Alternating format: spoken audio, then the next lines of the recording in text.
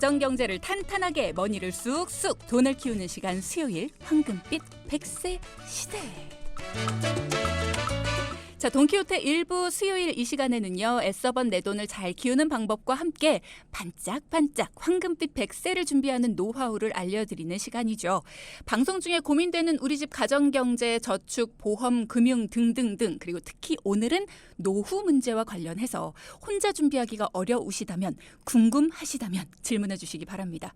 그리고 궁금한 게 한두 가지가 아니다. 제대로 된 전반적인 도움이 필요하다 하시는 분들은 상담이라고 적어서 보내주시는 분들께는 저희 돈키호테 전문가들과의 1:1 무료 상담이 가능하도록 안내해 드리겠습니다. 질문 주시는 곳도 상담 신청해 주시는 곳도 동일합니다. 샵 0999 단문 50원, 장문 100원의 정보 이용료 부과되고요. 저희 홈페이지로도 상담 신청 가능합니다. obs.co.kr 들어오셔서요. 라디오 들어오신 후에 돈키호테 들어오시면 사연과 신청곡 게시판이 활짝 열려 있습니다. 이곳을 통해서 여러분의 고민되는 사항들 쭉 적어주시면 되고요. 다른 분들이 보는 게 조금 그렇다 하시는 분들은 비밀글에 체크해 주시면 저희 스태프들만 확인할 수 있으니까요. 이용해 주시기 바랍니다. 자, 매주 수요일 함께해 주시는 우리의 피터팬 이재한 전문가 나와 계십니다. 안녕하세요. 안녕하세요. 머니킹 피터팬 이재한입니다. 네. 오늘 왜 외롭게 혼자 계세요? 오늘은 머니킹님께서 조금 사정이 좀 생기셔가지고 아하. 함께하지 못하게 되었어요. 그렇군요. 네. 혼자서도 잘 해주실 수 있죠? 저는 꺼야 잘할 거야입니다. 네. 혼자서도 잘할 거야. 아시나요? 언제적 거죠? 네. 거야, 저의 학교 할 등교송이었거든요. 거야. 네. 언제 학교요? 초등학교? 아니요, 중학생 때. 아마 그랬을걸요? 맞나? 중학교 때 이런 노래를 틀어놓는다고요? 네, 맞습니다. 친구 집에 가면 늘 이 노래가 나왔거든요. 네. 거기에 아마도 동생이 있지 않았을까? 맞아요. 동생, 어린애가 하나 있었습니다. 그렇군요. 네네. 자, 우리가 매주 수요일에 노후 대비에 대한 이야기를 나눠보고 있어요. 네. 많이 물어보시는 것 중에 하나가 노후 대비는 최적기가 언제일까? 언제부터 하는 게 제일 좋을까요? 이런 얘기 많이 물어보시거든요. 맞아요. 우리가 어떤 목표를 가지고 무언가 준비를 할 때 그 목표 달성을 하기 위해서 계획을 세웁니다. 그죠? 그죠. 근데 그 계획을 세운 내 장신을 칭찬하고는 끝이 나요. 항상 그런 것 같아요. 세우고? 네, 언제 계획을 세웠느냐라고 생각하면서 잊어버리는 거죠. 제가 그랬다는 겁니다. 자기소개를 멋지게 하신 다음에 또 넘어가시는 원래 저를 먼저 이렇게 알려드려야 좀 편하기 때문에. 근데 많은 분들이 나도 그런데 하실 것 같아요. 네, 맞아요. 근데 제 이야기를 이렇게 한 이유는요. 저처럼 계획을 이렇게 세워놓고 지키는 걸 되게 어려워하시는 분들이 있어요. 그래서 그분들을 위해서 국가에서는 어떤 이런 분들을 대신해서 계획을 세워주고 실천하도록 돕는 시스템이 마련되어 있습니다. 그래서 우리가 노후를 준비하는 것도 계획을 세우지만 마음처럼 잘 되지 않죠. 뭐 이런 돈 관리도 어렵고. 네. 그래서 소득이 발생하면 다 어딘가로 뭐 내가 의도치 않게 써지는 경우도 있고요. ATM기라고 하잖아요. 그러니까 남는 게 없는 거죠, 결과적으로. 그래서 노령 인구는 계속 증가하는데 이 노후 준비가 되지 않는 분들이 많아지는 것을 대비해야 하죠. 그래서 국가에서는 준조세의 개념으로 국민에게 이런 소득이 발생할 때 그 소득에 대한 일부를 본인의 노후를 준비할 수 있도록 시스템화 시켜놨습니다. 대표적으로 국민연금이나 아니면 퇴직연금 이런 것들이 있죠. 그러니까 노후 준비라는 거는 소득이 발생하는 순간부터 내가 원하든 원치 않든 네. 이게 국가적으로 맞아요. 필수적으로 준비하도록 마련해주고 있다. 네, 맞습니다. 그러니까 언제 준비하는 것이 가장 좋습니까? 라는 질문에 대해서 결국에는 뭐 소득이 발생할 때부터 준비를 해두는 것이 필수라는 겁니다. 그렇군요. 네. 소득이 발생할 때부터 그때 할 게 얼마나 많은데 그 적은 소득으로. 그래서 ATM기라고 하죠. 네. 힘드네요. 상담할 때 노후 준비에 대한 반응들은 어떠세요? 잘들 하고 계시대요? 물론 다양한 경우들이 있는데 저는 보통 제가 반응이 있다면 저는 좀 안타까운 경우들이 좀 많습니다. 그래서 오늘은 무엇보다 연금 예방접종을 좀 해드리려고 합니다. 예방접종. 네. 뭔가 따끔할 것 같긴 하지만 꼭 필요하죠. 예방접종. 그럼요. 네. 제가 질문 하나 드려보고 싶은데 쭈디님은 보험이 왜 필요하다고 생각하세요? 만약의 경우를 대비한 거겠죠. 언제 아플지 모르고 언제 사고가 날지 모르니까요. 네, 맞아요. 그러니까 결국에는 정답을 지금 말씀해 주셨는데 정리해보면 첫 번째는 미래의 상황을 예측할 수 없다. 두 번째는 위험을 관리하기 위함이다. 그렇죠. 위험을 관리하는 거죠. 네. 그러니까 문제는 위험이 너무나 두려운 나머지 이 보장에 관련된 것만 지나치게 과대하게 준비하시는 경우가 있어요. 그러다 보니까 노후 준비할 여력이 없는 게 문제인 거죠. 맞아요. 네. 그러면 과하다. 어느 정도가 과한 걸까요? 쭈디님은 한 달 보험료가 어느 정도 되세요? 제가 오늘 이 질문을 하실 거라고 미리 알려주셔가지고 쭉 더해봤어요. 아, 네네. 잘하셨네요. 24만 5,076원 나갑니다. 정확하시네요. 매달. 네네. 뭐 나쁘진 않은 수준인 것 같습니다. 그래요? 네, 보통은 20년 납 100세 만기 기준으로 한번 이야기 나눠보면 0세부터 그러니까 태아보험이죠. 0세부터 20세까지 이런 아이들은 한 10만 원 내외 정도면 좀 충분하다고 볼 수 있을 것 같고요. 20세에서 30세 성인 기준은 한 15만 원 내외 정도. 30에서 50세 이 정도 내외는 20만 원 내외 정도. 그다음에 50에서 한 60만 원, 60세 정도는 한 25만 원 정도 내외가 어느 정도 평균으로 딱 자리 잡고 있는 것 같아요. 그래서 이 정도면 뭐 진짜 무슨 한번 딱 어떤 상황이 생겼을 때 뭐 떼부자가 되는 이런 정도 넘치도록 많은 돈을 보장을 준비한 건 아니지만 발생할 수 있는 다양한 위험에 대해서 충분한 보장이나 보장 범위를 가지고 있다라고 말씀을 좀 드릴 수 있어요. 그렇군요. 그런데 상담 의뢰를 주셔서 만나서 이야기 나누다 보면 노후 준비를 위해서 현금 흐름을 파악을 하는데 네. 이상하게 공통점이 있다면 20대에서 30대 분들은 생활비의 과다 지출이 문제고요. 40대에서 한 60대 분들은 지나치게 과한 보험료가 좀 문제가 심각합니다. 그리고 그러니까 거의 뭐 심각하다라고 얘기하는 거는 평균 금액이라고 방금 말씀드린 그 평균 금액의 2배에서 3배 이상을 보험료로 납입을 하고 계시는 거죠. 40대에서 60대 정도면은 방금 말씀하신 게 한 20에서 25만 원 내외가 맞아요. 적당하다라고 말씀을 해주셨는데 네네네. 그 평균 금액의 2~3배 정도의 보험료를 납입하는 분도 계셨다. 맞아요. 너무 크네요. 그러니까 쉽게 돈으로 얘기하면 한 50에서 70만 원 이렇게도 준비하시는 경우가 있고요. 어떤 경우는 뭐 100만 원이 넘는 경우도 있어요. 뭐가 실제 그렇게 이야기입니다. 불안하셨을까? 맞습니다. 아무래도 이제 본인의 라이프 스타일에 대한 그 보장의 크기가 좀 이렇게 정해질 수 있는 기준이 있어야 되는데 이 명확한 기준이 없이 그냥 또 이제 보험을 우리가 좀 준비한다라고 하면 사실 적극적으로 막 찾아보기보다 좀 수동적으로 정보를 입수하는 경우들이 많잖아요. 그렇죠. 그러다 보니까 이러한 형태들이 계속적으로 지속되다 보니까 그냥 단순히 가입만 계속하게 된 결과가 아닌가라는 생각이 좀 드는데요. 그래서 보통은 상담을 진행할 때 함께 기준을 먼저 세우는 걸 가장 첫 번째로 하고요.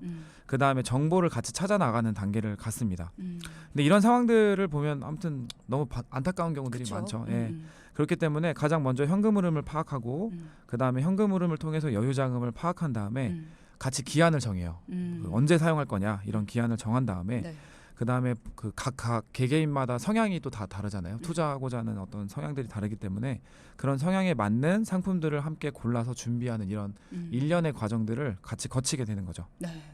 아무래도 노후 대비 못하신 분들한테 얘기를 듣다 보면 이게 먼 미래를 준비하는 과정이다 보니까 현실적인 거 가까이 다가온 맞아요. 것들을 준비를 하다 보니 이게 쉽지 않았다 뭐 이런 얘기들을 하시더라고요. 네. 예, 그래도 한 단계 한 단계 이렇게 차근차근 진행을 하면서 제대로 준비를 하시는 게 결론적으로는 훨씬 더 좋을 것 같다는 생각이 듭니다. 네, 아주 맞는 말만 하셔가지고 제가 뭐라고 더 해야 될지 모르겠는데 아무튼 노후를 준비하기 위해서 방금 말씀드린 것처럼 현금 흐름 파악하는 거, 그 다음에 여유 자금을 측정하고, 그 다음에 목표 기한을 설정하고, 그렇죠. 그 다음에 이제 뭘 해야 되죠? 실행해야 하죠. 되죠. 실행도 중요합니다. 근데 어쨌든 이 과정은 우리가 현재의 어떤 자산을 가지고 잘 운용을 해서 미래의 자산을 만들기 위함이잖아요.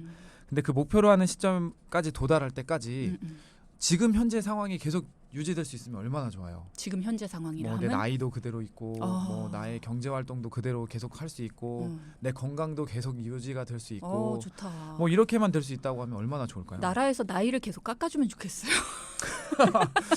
숫자는 변하지 않더라도 내 몸은 그렇죠. 예. 몸은 계속 나이를 들어가더라고요. 나이 먹어가더라고요. 맞아요. 불가능한 얘기입니다. 그러니까 결과적으로는 현실은 그렇지 못하다는 겁니다. 맞아요. 그래서 다양한 사고와 질병들, 그다음에 각 가정별 재무적인 어떤 문제들, 뭐 예를 들면 해고, 뭐 폐업, 뭐 이런 것들, 맞아요. 이런 예상치 못한 다양한 경우들을 겪게 될 건데 그러면 그러한 상황들로 인해서 내가 목표했던 미래의 자산의 규모는 점점 줄어들 수밖에 없죠. 그렇기 때문에 우리는 다양한 방면에서 위험을 관리해야 되는 방법도 알아야 합니다. 그렇죠. 네. 건강과 관련해서는 위험을 관리하기 위해 보험을 가입하면 된다. 네. 근데 다른 재무 상황에 대한 거는 어떻게 위험 관리를 하면 좋을까요? 사실 이제 건강에 관련된 사고나 질병 등에 관련된 것을 주로 위험 관리라고 하죠. 그런데 그 외에 다른 재무적인 내용들은 사실 위험 관리라고는 하진 않습니다. 그래도 어떤 관리가 필요하다고 말씀을 그쵸. 드리는 건데 대표적인 것들을 좀 소개를 하기 전에 제가 아마 이 방송에 관련돼서 초쯤에 이 공식 하나를 설명드린 적이 있을 거예요. 어떤 공식이었죠? F라고 하는 미래 자산이 있으면 이거는 P라고 하는 현재 자산에다가 1 플러스 R을 곱해서 N승을 하는 아무튼 이게 어려운 공식이 있는데 들은 기억이 없습니다. 네네 어쨌든 이 자산 관리 공식이 하나 있어요. 근데 여기서 핵심은 뭐냐면 이 미래 자산 F를 만들기 위해서 우리가 알아야 할 3가지 요소가 있어요. 첫 번째는 현재 자산, 두 번째는 수익률, 세 번째는 기간입니다. 이 3가지 항목은 반드시 기억하셔야 돼요. 네. 그렇군요. 미래 자산을 계산하기 위해서 미래 네. 자산이 얼만큼이 있을까를 생각하기 위해서는 현재 자산과 수익률 그리고 기간이 반드시 필요하다. 생각하는 게 필요하다라고 하셨어요. 뭐 이 항목들을 쭉 생각해 보니까 현재 자산이야 많을수록 좋은 거고 수익률도 당연히 높을수록 좋을 것이고 기간도 오래오래 유지가 되면 좋을 것 같다라는 생각이 들어요. 3개 다 많으면 많을수록 좋을 것 같은데 네. 그럼 첫 번째부터 보죠. 현재 자산은 어떻게 하면 많이 만들 수 있습니까? 방법은 2가지가 있어요. 수입을 늘린다. 근데 그게 쉽진 않잖아요. 저희 PD님하고 얘기 좀 해주시겠어요?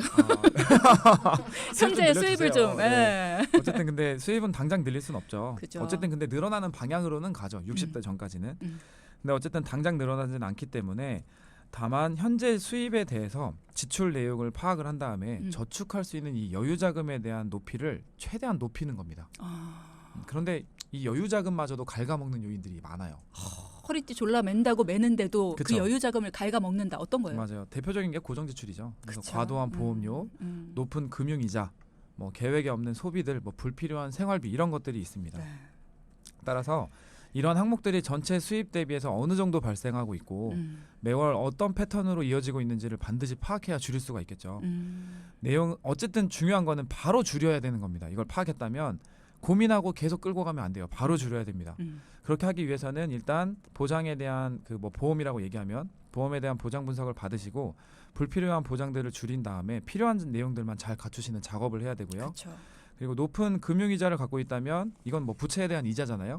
그렇기 때문에 지나치게 높은 고금리 상품이 있다면 이 역시 대환대출을 좀 알아본다거나 일부 상환을 통해서 금리를 좀 낮춰서 내가 여유자금으로 미래를 준비할 수 있는 부분들을 좀 챙겨야 될 필요도 있습니다. 네. 근데 어쨌건 과대한 고정 지출은 반드시 바로 잡아야 합니다. 네. 매달 나가고 있는 고정 지출이 어느 정도냐에 따라서 우리 집에 그리고 나의 어떤 돈의 흐름이 좌지우지 될 수가 있죠. 그래서 그런 부분이 만약에 내가 생각한 대로 흐르지 않고 있다라고 한다면 전문가의 도움을 받아서 이런 부분 방금 말씀하신 것처럼 보험은 보장 분석을 받으시고 뭐 금융 이자 같은 부분은 방금 말씀하신 것처럼 대환 대출이나 일부 상환 뭐 이런 다양한 방법들을 통해서 이런 돈의 흐름을 좀 원활하게 만들어보는 작업이 필요하다라고 말씀을 해주셨어요. 자, 그러면 계속 우리 이야기를 나눠봐야죠. 미래 자산을 준비하기 위해서 앞서는 여유 자금을 계속 갉아먹는 것들에 대해서 이야기를 나눠봤어요. 네. 이재한 전문가님 또 네. 어떤 게 있을까요? 고금리의 이자뿐만 아니라 이자와 비슷하게 매달 영향을 미칠 수 있는 이런 것들인데 세금입니다. 네. 현재 세금을 줄일 수 있는 뭐 대표적인 방법이라고 하면 이제 절세가 될 텐데, 그렇죠. 세액공제 상품들이 있을 거고요. 뭐 아니면 뭐 카드 사용을 통해서 뭐 이렇게 세액공제든 소득공제든 이런 것들 좀 받을 수 있는 혜택 이런 것들도 좀 챙기시면 좋을 것 같고, 네. 그 외에는 뭐 현재 나에게 지금 당장 지금이 아니죠. 미래에 필요하지 않는 어떤 자산 규모를 좀 줄이기 위해서 사전 증여를 좀 고려해 보신다거나. 아니면 뭐 부부 공동명의 등을 좀 이렇게 고려해 보셔가지고 네. 세금을 줄이시는 방안들도 좀 고려할 필요가 있습니다. 네. 일단 잠깐 말씀을 드리면 절세와 관련해서 궁금해하시는 분들이 많아서요. 조만간에 저희가 세무사 분을 모시고 절세와 관련해서 여러분께 알려드릴 예정이니까요. 그 시간도 기대를 해주시고요. 수익률을 높이려면 그럼 어떻게 하는 게 좋겠습니까? 일단 현재 가지고 있는 저축성 상품들의 이유를 평가를 해봐야 될 텐데 극명하게 둘로 나뉠 수 있을 것 같아요. 너무 원금 보장에만 집중하다가 이자를 놓친 거죠.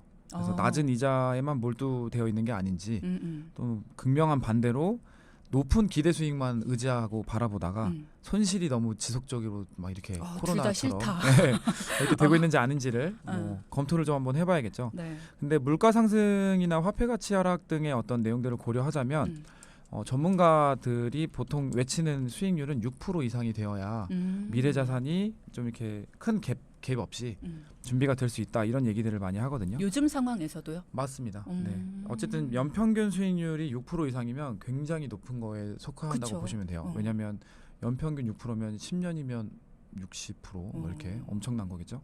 근데 어쨌든 이런 요즘 같은 금리가 잠시 높아진 경우를 제외하고는 지속적으로 금리를 하락세는 띄고 있습니다. 지금까지 그래왔고요. 때문에 은행의 안정적인 금리만 기대하기에는 연평균 수익률 6% 이상을 절대로 만들 수가 없죠. 따라서 은행의 적금이나 예금으로 한 1에서 2% 정도를 준비했다면 나머지 2에서 4% 정도는 위험 자산을 통해서 관리할 수 있는 용기가 필요한 시대에 우리가 살고 있는 거예요. 네. 그리고 그런 위험 자산을 비과세로 준비할 수 있다면 이 노후의 세금 걱정도 좀 줄일 수 있겠죠. 맞아요. 예전에는 진짜 적금 막 10%짜리 막 이런 그쵸, 거 있을 그쵸. 때도 있었는데 맞아요. 지금은 그런 시대가 아니기 때문에 위험 자산을 통해서 관리할 수 있는 용기가 필요하다라는 네. 말씀. 자, 그러면 이제 기간에 대한 얘기도 해보겠습니다. 기간을 최대한 길게 할 수 있는 방법은 뭐가 있을까요? 대부분의 경우는 이제 노후에 내가 연금을 준비했다면 연금을 뒤로 좀 미루면 되지 않냐 이런 생각들도 대부분 하실 텐데 네. 저는 오히려 반대로 오히려 일찍 준비를 시작해가지고 내가 원하는 시점에 딱 받을 수 있는 그 기간을 확보할 수 있는 방법이 가장 효과적이다라고 말씀을 드리고 싶어요.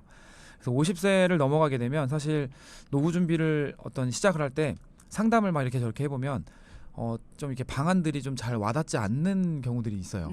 뭐 예를 들면 뭐 난 10만 원씩 냈는데 돌려받는 게 뭐 한 8만 원씩, 뭐 9만 원씩 뭐 이렇게 받는다고 하면 사실 잘 와닿지 않을 수도 있겠죠. 그렇죠. 근데 어쨌든 이렇게 된 이유는 납입 후의 거치 기간이 너무 짧기 때문에 내가 모아둔 돈이 불어나는 시간이 부족해서 그렇습니다. 네.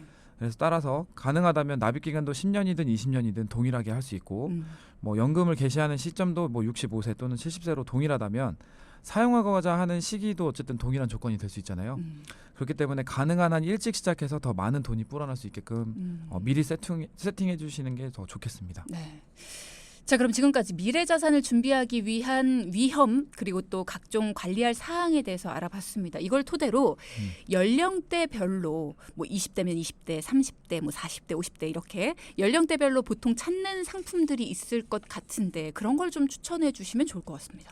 네, 일반적으로 20대 분들은 이제 막 사회에 발을 디뎠죠. 그래서 직장 생활을 포함해서 독립을 준비를 하는데 문제는 독립을 위해서 준비할 것들이 너무나 많고요. 맞아요. 이직도 너무 잦습니다. 맞아요. 네, 잘 안 맞는다라는 표현들도 많이 하고요.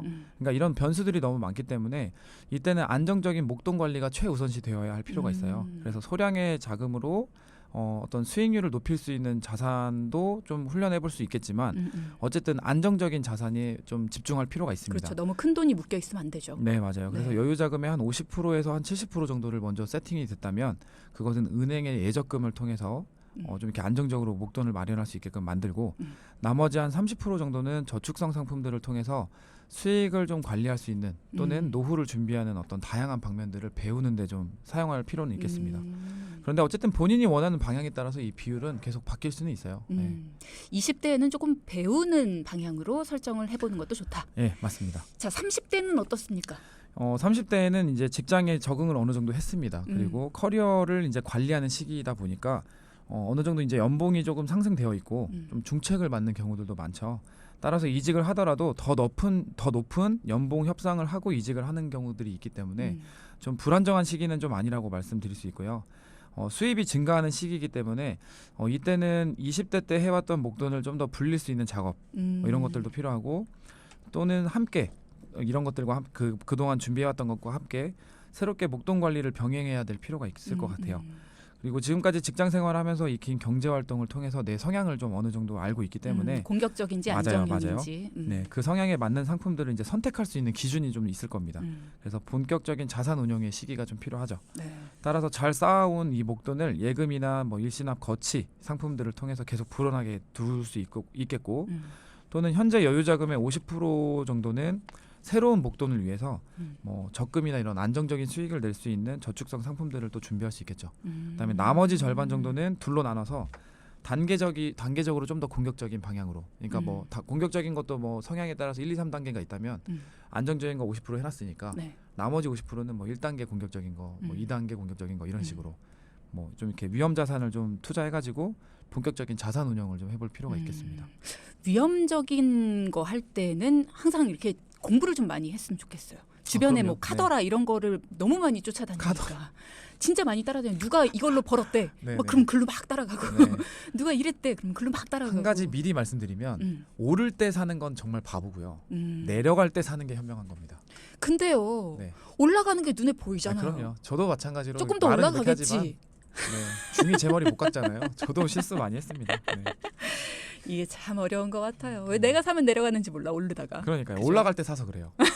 네, 내려갈 때 사야 되는데. 내려갈 때 사잖아요. 더 내려가요. 왜 그래요? 아무튼 그건 뭐 왜 주식하자는 건 아니니까. 네, 그렇죠. 아무튼 뭐 네. 이렇게 공격적인 걸 단계적으로 하면서 본격적인 이런 자산 운용이 필요하고요. 네. 아울러 이제 뭐 퇴직금이나 퇴직연금도 함께 운영을 해야 되니까 네, 소득의 형태에 따라서 과세 또는 비과세 상품을 함께 준비하는 것도 현명한 방법일 수 있어요. 그렇습니다. 자 그러면 우리 청취자분들 중에 많은 비율을 차지하는 40대 이상인 분들은 어떻게 하면 좋습니까? 사실 40대가 가장 어렵습니다. 음. 네, 이게 표현을 뭐 제가 여기다 이렇게 뭐 직접적으로 하긴 어렵지만 40대, 50대 분들이 가장 어려워요. 왜요? 가족이 있기 때문에 아. 혼자서만 하는 게 아니죠. 이제 뭐 20대, 우리 30대는 PD님한테 왜 그래요? 아 죄송합니다. 아 죄송해요. 어쨌든 미안해하지 마요. 더 네네. 이상해지니까. 아 네. 죄송하지 않습니다. 네. 아무튼 40대 이상인 분들은 일단 일반적으로 가정이 꾸려져 있는 경우들이 많아요. 그래서 부양할 가족들이 있고 현업에서 이제 전문가적인 소양을 가지고 안정적인 경제 활동을 하는 분들이 대부분입니다. 그렇죠. 예. 그리고 50대, 60대 분들은 자산을 가장 많이 보유할 때예요. 그리고 이제 퇴직이나 은퇴도 고려할 때고요. 따라서 40대에서 50대 초중반인 분들은 아직 노후 시기가 오기까지 시간이 아직 남아 있기 때문에 되도록이면 내가 비과세로 노후 준비를 할 수 있다면 최대한 빨리 시작해 주시는 게 제일 좋을 것 같습니다. 그리고 퇴직금 관리는 당연히 필수겠죠. 그쵸. 내가 네. 퇴직을 했을 때 어떤 식으로 내가 이걸 받는지도 알아야 되니까. 그리고 더 여유가 있다면 자녀들의 어떤 학자금이라든지 뭐 필요한 목돈 같은 거를 미리 준비해 주시는 것도 좋을 것 같아요. 그렇죠. 퇴직 이후에는 어떤 수익이 없기 때문에 그 이후에 네, 필요한 맞아요. 목돈 관리. 네네. 좀 빠듯하실 수는 있겠지만 네. 자녀들의 목돈 관리를 미리 해주시는 거는 가장 현명한 것 중에 하나입니다.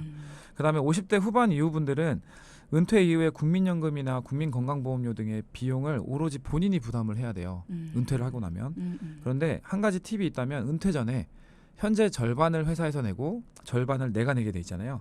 이 조건을 연장할 수 있어요. 최대 3년까지. 그래서 은퇴 전에 이런 내용들도 미리 알아보시고 미리 신청해 두시면 더 도움이 되실 것 같습니다. 꽤 큽니다, 이 돈이. 네. 그리고 IRP 등 우리가 소개를 진작 드렸었는데 이런 IRP라든지 퇴직연금 저축 이런 내용들을 미리 준비하시고 운영도 해보시면서 이왕이면 일시금 말고 연금으로 수령하셔가지고 절세 혜택도 받으시면 좋을 것 같습니다. 근데 어쨌든 현재 준비되어 있는 이 노후 자산을 전반적으로 검토해서 문제가 되고 있는 부분은 뭐 빨리 바로 잡는 작업을 해볼 필요가 있겠죠. 그렇죠. 자, 연령대별로 준비하면 좋을 상품들에 대해서 얘기를 들어봤습니다. 하지만 이거는 이제 일반적인 이야기라는 거, 네. 내 상황에 맞춰서 이야기를 한다면 이게 해답이 달라질 수도 있다는 거 꼭 기억을 해두시고요. 자, 그럼 오늘의 포인트 한번 짚어볼까요? 네, 첫째, 미래 자산을 준비하기 위해서 반드시 관리해야 하는 항목 3가지 기억하자. 현재 자산, 수익률, 기간. 네. 둘째, 연령대별로 다르게 준비하자. 20대는 안정적인 목돈 마련, 30대는 공격적인 위험 자산 투자, 40대 이상은 노후를 위한 퇴직금 관리 필수. 오늘도 우리 노후 대비를 탄탄히 해주셨는데요. 감사드리고요. 내일은 어떤 내용 함께 진행할까요? 네, 내일은 갈팡질팡하는 선택의 순간을 딱 잡아드리는 시간입니다. 기대해 주세요. 네, 기대하겠습니다. 네. 황금빛 백세시대 이재한 전문가였습니다. 고맙습니다. 감사합니다. 자, 방송 중에 상담해 드리는 내용은요. 청취자 여러분의 올바른 투자 판단을 위해 참고로 드리는 말씀입니다. 금융상품 가입이나 해지 같은 판단은요. 스스로의 책임으로 결정하셔야 한다는 점 꼭 기억해 주시기 바랍니다.